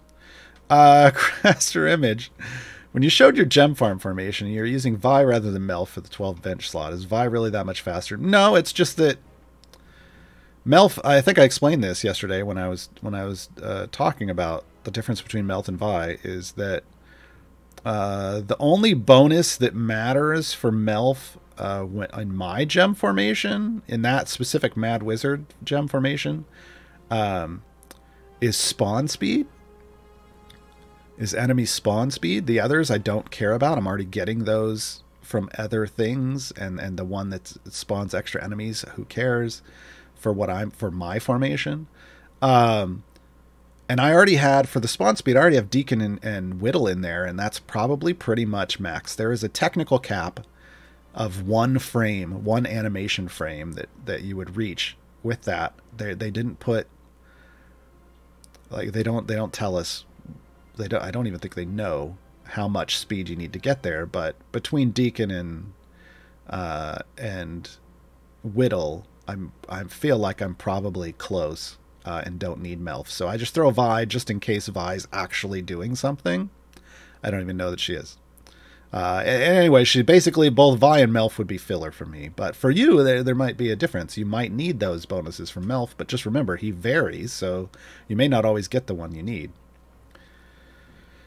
Keone John, what speed champions work in the back parties? None of them currently.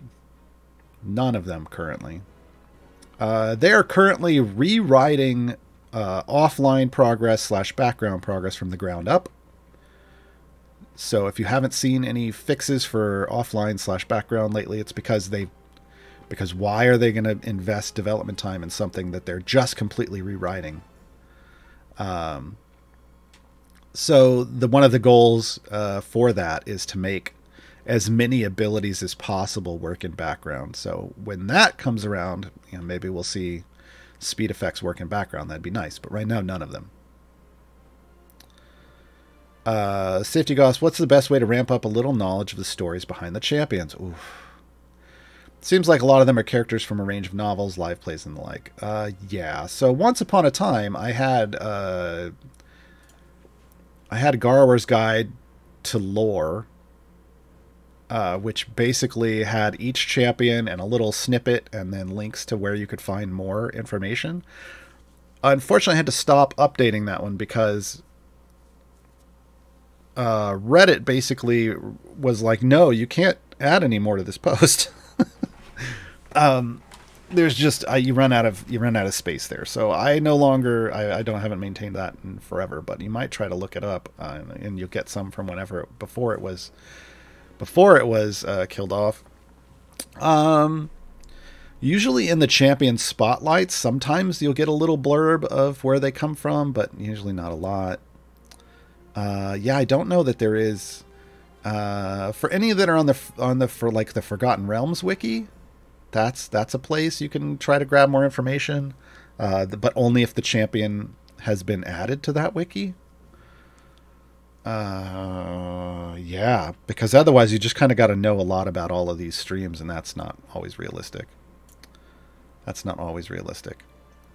Loopy79, do you have all your cores hooked up to allow automation? Yes. And is your automation set up properly to assign familiars where you want them? Yes. I don't know how that helps you. Maybe that was to somebody else? I don't know. Knockout Panda, do you know any way to quickly farm Dahani? I am 2 mil away from layer 10. There are specific adventures or specific variants. Well, no, specific adventures now too. Some variants. I think it's just the variants, maybe at this point. I think it's just variants. Yes. The most recent variant edition, you need to find a variant like this. The most recent one that was added and that I have left undone because I want to be able to do just what you're doing. Twilight Twist in Waterdeep. The key here is 1 to 3 relentless ghouls appear with every wave. When they're killed, they don't disappear. Instead, after 5 seconds, they get back up and start attacking again. If you have a tank set up to survive this indefinitely, eventually it will just be 100 relentless ghouls getting up and falling over every 5 seconds, which allows you to stack very quickly. And you can do that on level 1 if you really want. Yeah, you just don't level your tank up very much. Make sure it's a single target tank so they're not accidentally AoEing the ghouls. Yeah. If you don't have a variant that is like that, there have been many added to the game. That's just the most recent one. If you don't have a variant available that is like that, then you just have to just straight up have Dahani in and paint lots of stuff. But looking for a variant that is like that is a good idea. There are some that are in... you could probably go fishing for it in a time gate. There are some champions who have event variants that are like that. Off the top of my head, Esmeralda and her birds variant. It's Esmeralda, right? Oh God, the birds. It's a terrifying thing. But yeah, I think Esmeralda bird, her whatever the variant is with all the birds. You'll get 100 birds on the screen. 100 birds spawning like over and over. Oh, it's Jaheira. It's Jaheira. That's right. It's Jaheira. My bad. It's Jaheira because it's the beasts. Yeah, okay. It's Jaheira. I knew that it wasn't quite right. So Jaheira's variant, you could go fishing for the one that gives you all the birds. That'd be the only other way. There's a couple, but there are some event champions that potentially you could fish for their variant in a time gate. And when I say fish, it's because if you've done all of their variants before, a time gate will randomly give you a variant. So if you've done them all, you just have to keep trying time gates until you get the one that you want. Whereas if you haven't done them before, you're going to get it within 3 or less. Unkindness of Ravens. That's it. Thank you, Bunny Beast. Jaheira's variant is called Unkindness of Ravens. Oh, I still have flashbacks. Cool Savage, is there any good starting guide to Trials of Mount Tiamat? Not really. I saw somebody mention my guide, and my answer is still not really. Here's why, folks. I have a massive guide to Trials of Mount Tiamat. The problem is, I have never ever done a clarity pass. I've never updated it really ever, because I was waiting for when they updated Trials, and they still haven't updated Trials ever. So yeah, I mean, there's a lot of information in there. I think you're going to find. I think you can get a lot of information in there. that you might not know. But yeah, it's not my guide. I don't know. I don't know if anybody else has done a better version. Once they actually make changes to trials and make it a better place to exist, I will do a massive update to that guide. Another question. I feel like these questions are for other people. I'm not gonna even address that. I feel like sometimes we're getting, folks, please try to put a question like that in front of your question, because I think we're getting some questions that don't have that in front of it, and I don't think they're for me.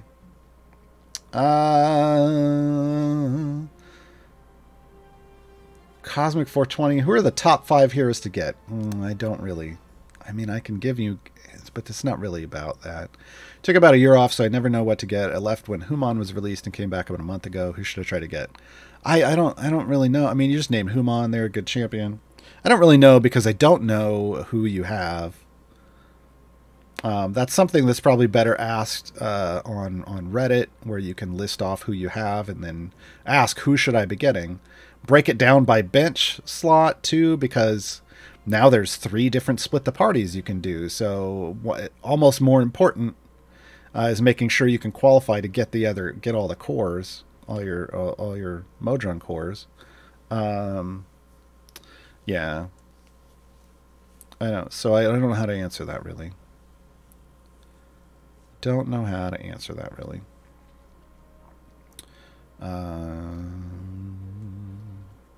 Because I want to give you answers that are actually going to help you progress, and not just and that's not necessarily just delivering like who are the top meta champions, because the cores make such a big difference, especially the most recent Magic core. That's a major. It's a glass cannon core because you have no survivability with it, but you can get a lot of damage out of that core. Tazemi, haven't really put much effort into my patrons, have everyone unlocked, and just done one variant for Vajra and Mert. So my question is, how should I approach patrons to make the progression as smooth as possible? Currently my strat is doing Avernus variants for the global blessing. Honestly, if you've got your patrons unlocked and you have completed Descent into Avernus, like the main storyline, there are like 3 variants there that are amazing sources of influence for patrons. For whatever reason, it's 2 or 3, and I can never remember what they are. Hold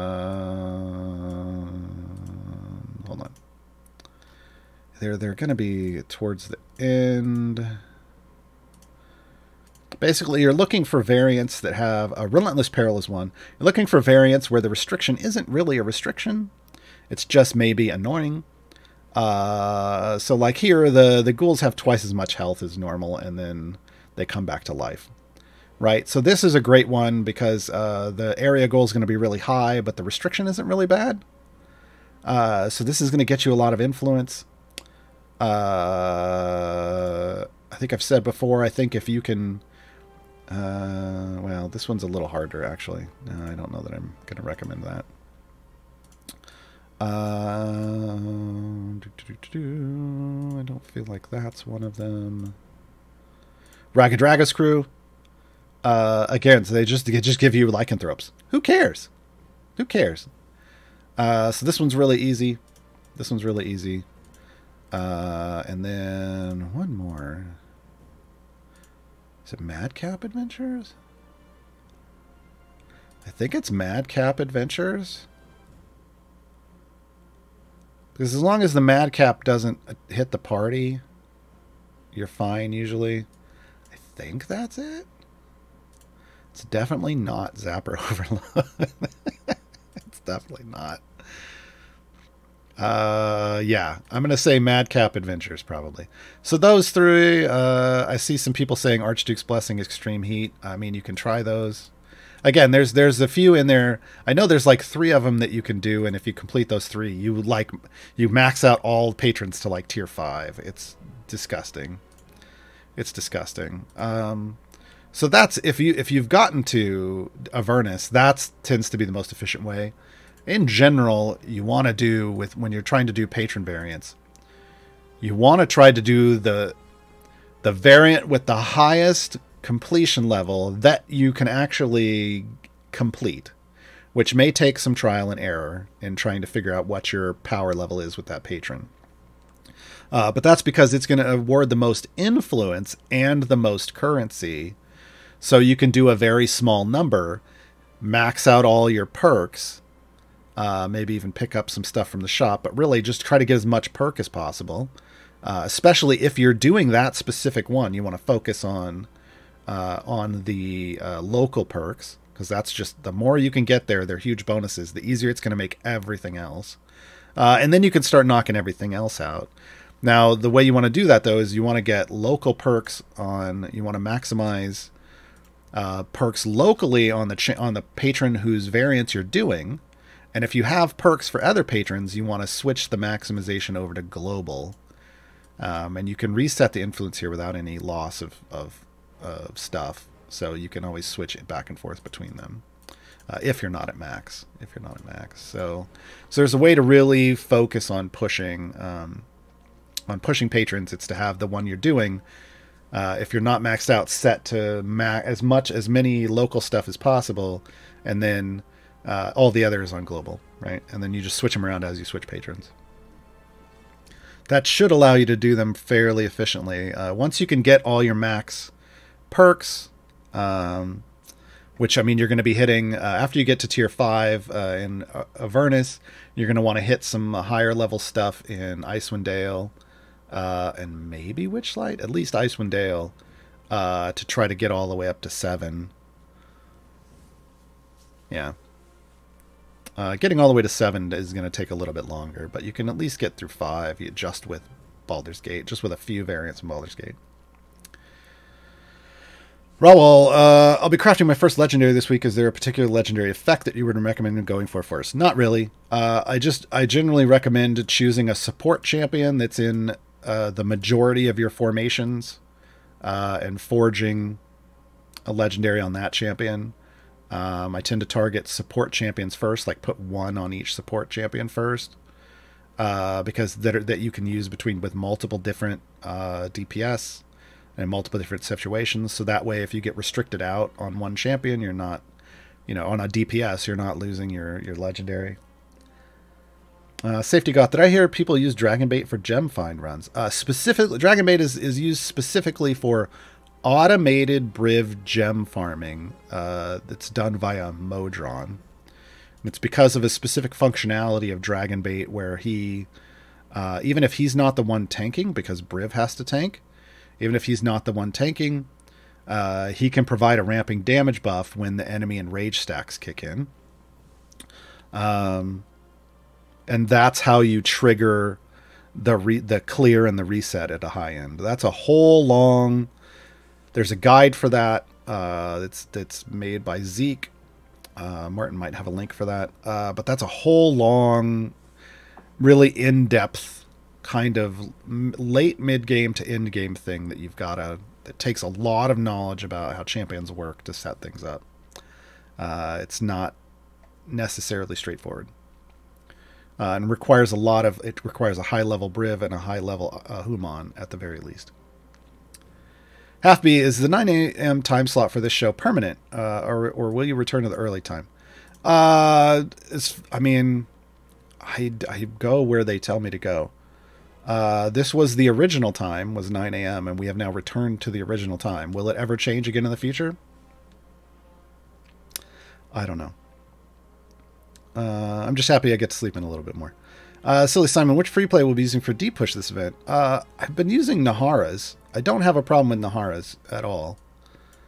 So I'm probably going to stick to Nahara's.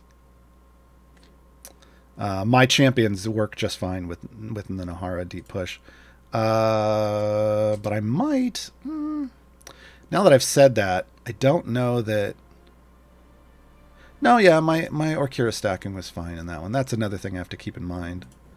I think, yeah, because I put Artemis in the middle and I had Orkira back here. That worked out fine.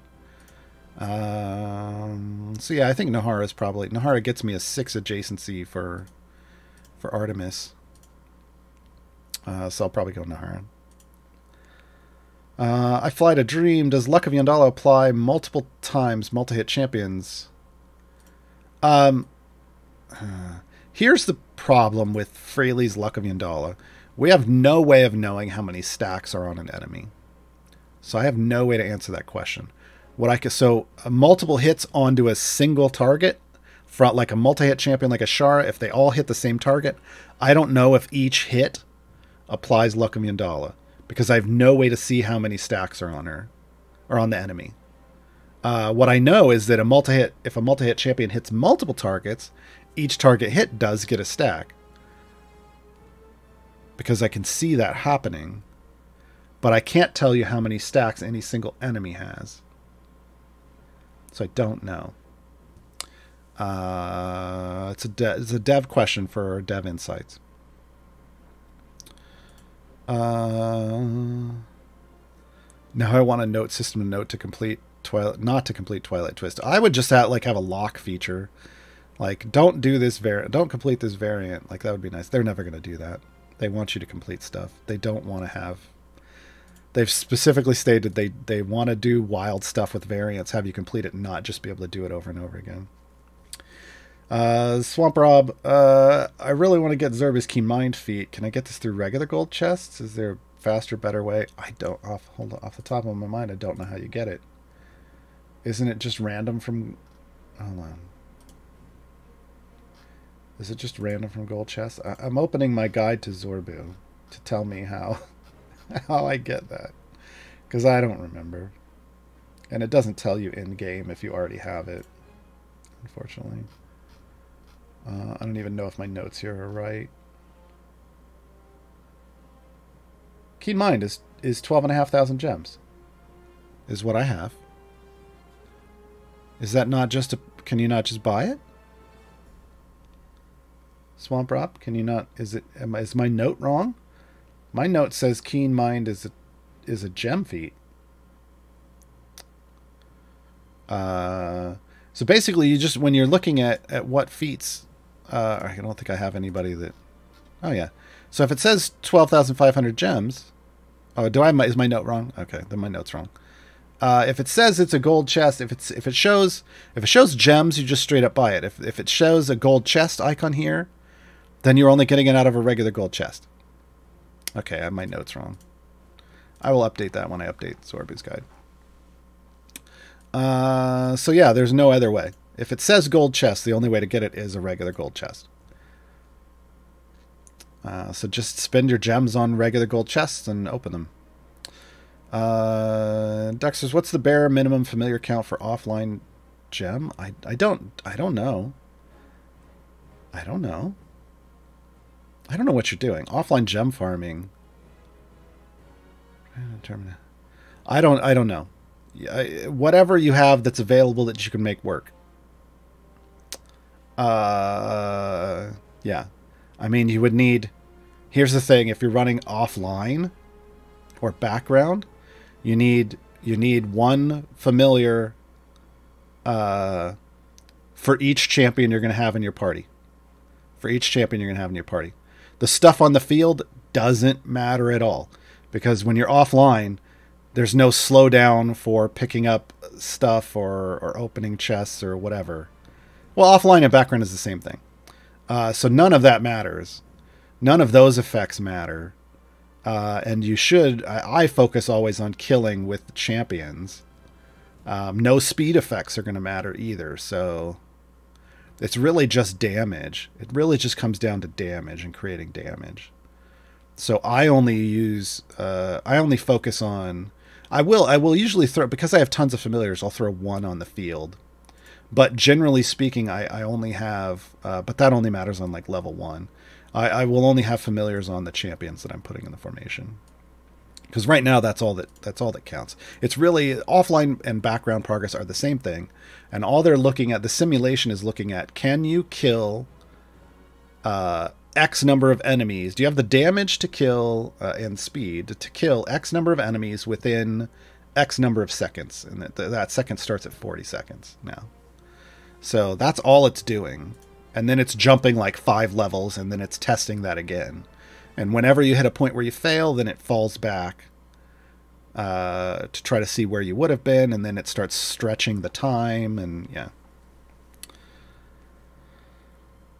Here to make fun of you.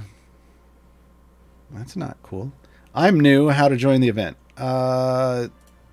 Just make sure you've restarted your client since the event began. That's a big one. And then when you complete an adventure and go back to the campaign map screen, you're going to want to click on this banner at the top that says Founders Day. Click in here and then start doing the event. For more information, watch the VOD. The VOD for this episode is already up. You can just go to the thing, you click on Scenic Games, and then you can click on videos, and then you can click on the VOD and start watching the VOD immediately. And you'll have a lot more information on that.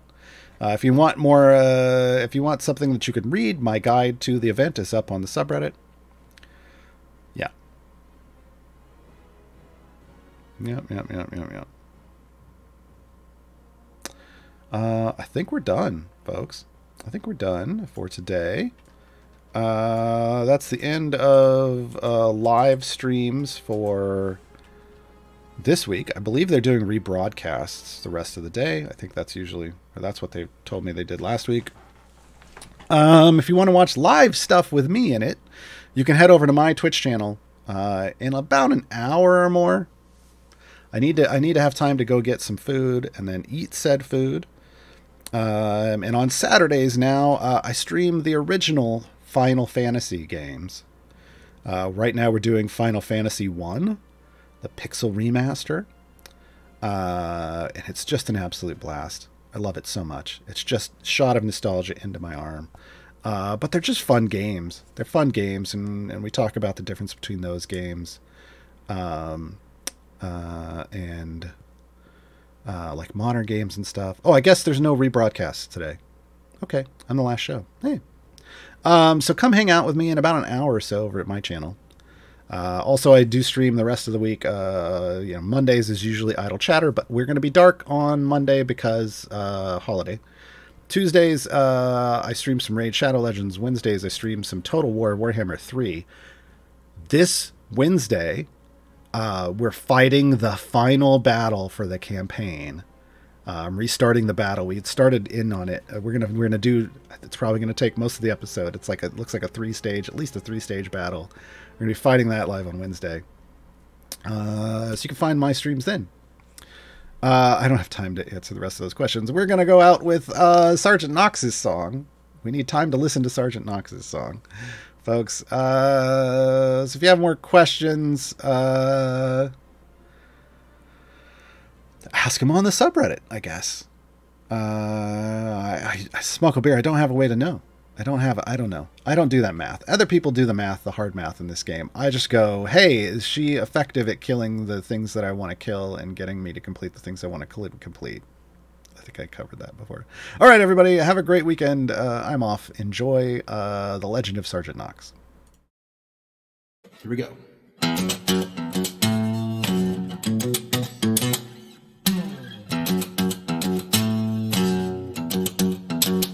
He was born with an axe in hand, standing ready to defend the land. Went from cradle to the wall to see the foes of never win or fall. When Valendra unleashed a scourge, he was there to perform the purge. From the bridges, gates, cliffs, and docks comes the legend known as Sergeant Knox. This former mercenary always retakes the city, unites us all with his only call. He's gonna knock you out, leave you seeing stars, gonna break your lies, leave you lasting scars. He's gonna knock you out, call the thunder down, gonna bring the hurt, driving death out of town.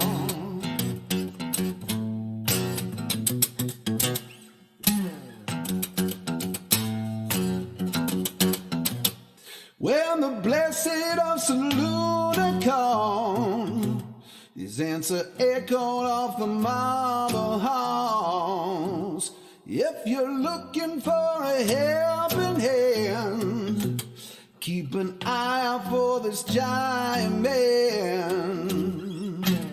Celeste will do the healing with Mako's damage dealing, and in the front old Knox is holding the line. He's gonna knock you out, leave you seeing stars, gonna break your life, leave you lasting scars. He's gonna knock you out, call the thunder down, gonna bring the hell, driving death out of town. Solo over this.